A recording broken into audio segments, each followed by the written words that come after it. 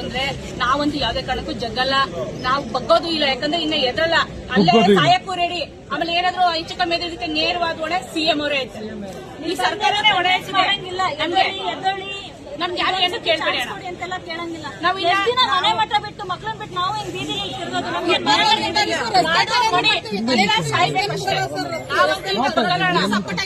ಯಾರು ಪರವಾಗಾರ ನಿಂತ್ಕೊಳ್ಳಿ, ಯಾರು ವಿರೋಧಗಾರ ನಿಂತ್ಕೊಳ್ಳಿ, ನಾವು ಅಷ್ಟೇ ಒಂದೇ ನಿರ್ಧಾರ. ಕೆಲಸ ಮಾಡಕ್ ನಮ್ ಮನ್ಸಾಯ್ತಾ ಇಲ್ಲ ಕಣ. ಅಲ್ಲೇನಾಯ್ತೋ ಏನ್ ಮಾಡ್ತಾರೋ ನೀವು ಸಪೋರ್ಟ್ ಗಮನ ಅಲ್ಲೇ ಇರ್ತದ ನಮ್ಗೆ. ನೀವೆಲ್ಲರೂ ನಮ್ಗೆ ಸಪೋರ್ಟ್ ಕೊಡ್ಲೇಬೇಕು. ರೈತರಿಗೆ ಪಕ್ಷಕ್ಕೋಸ್ಕರ ಕೊಡ್ಬೇಡಿ. ನನಗೆ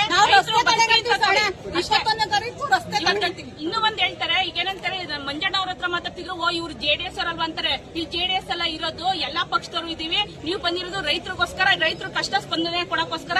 ಅದನ್ನ ಎಲ್ಲರಿಗೂ ಹೇಳಿ ದಯವಿಟ್ಟು ಯಾರೇ ಬರ್ಲಿ ರೈತರಿಗೆ, ಸಿಎಂ ಅವರೇ ಬರ್ಲಿ ಪರವಾಗಿಲ್ಲ, ಅವ್ರಿಗೂ ಮನೆ ಹಾಕ್ತಿವಿ ರೈತರಿಗೋಸ್ಕರ ಬಂದ್ರೆ. ಇಲ್ಲ ಇನ್ಯಾರ ಪಿಎಂಎ ಬರ್ಲಿ ನಮಗೋಸ್ಕರ ಇಲ್ಲ ಅಂದ್ಮೇಲೆ ನಾವು ಅವ್ರನ್ನ ದೂರ ಇಡೋದಿಲ್ಲ.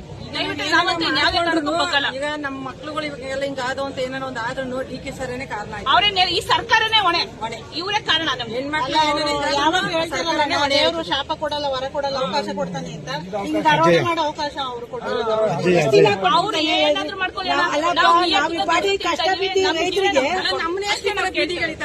ಅಲ್ಲ, ಈ ಪಾರ್ಟಿ ಕಷ್ಟ ಬಿದ್ದು ರೈತರು ಬೇಡ್ಕೊತಾ ಇದ್ರೆ ದೇವ್ರ ಮಾತ್ರ ನಮ್ಗಿಲ್ಲ, ಅವನ್ಗಾದ ದೇವ್ರು ಮೋಸ ಮಾಡೋರ್ಗೆ ಅಲ್ಲ, ಮೋಸ ಮಾಡೋರ್ ದೇವ್ರ ನಮ್ಗೆ ದೇವ್ರಿಲ್ಲ. ಮಕ್ಳೇ 20 ಜನ ಬಂದ್ಬಿಡ್ತಾವಲ್ಲ ನಮ್ಮಲ್ಲಿ. ಸ್ಕೂಲ್ ಬಿಟ್ಬಿಟ್ಟು 20 ಜನ ಮಕ್ಳೇ ಕೂತಿರ್ತಾರೆ. ಅವ್ರ ಯೋಗ್ಯತೆ ತೋರಿಸಿದಾರೆ, ತೋರಿಸ್ತಾರೆ ಪಾಪ.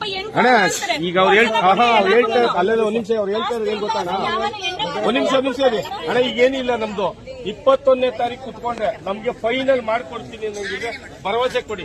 ಇಲ್ಲ ಅಂತ ಅಚ್ಚುಕಟ್ಟಾಗಿ ನಮ್ಗೆ ಎಲ್ಲರಿಗೂ ಇಸ ಕೊಟ್ಟು ಸಾಯಿಸ್ಕೊಡಿ. ಬೇಡ ನಮ್ಗೆ ದಿನ ಪೇಪರ್ ಸ್ಟೇಟ್ಮೆಂಟ್ ಕೊಡೋದು, ತಿರ್ಗಾ ಅವ್ರು ಕಳ್ಸೋದು ಇವ್ರು ಕಳ್ಸೋದು, ನಮ್ಮ ಹೆಣ್ಮಕ್ಳು ಏನಣ್ಣ ಅದು, ಏನಣ್ಣ ಇವಾಗೆಲ್ಲ ಆಯ್ತದೆ ಸುಮ್ಮನೆ. ಅದೇನೇನಾದ್ರೂ ಫೈನಲ್ ಆಗಿ ಮಾಡಲ್ಲ.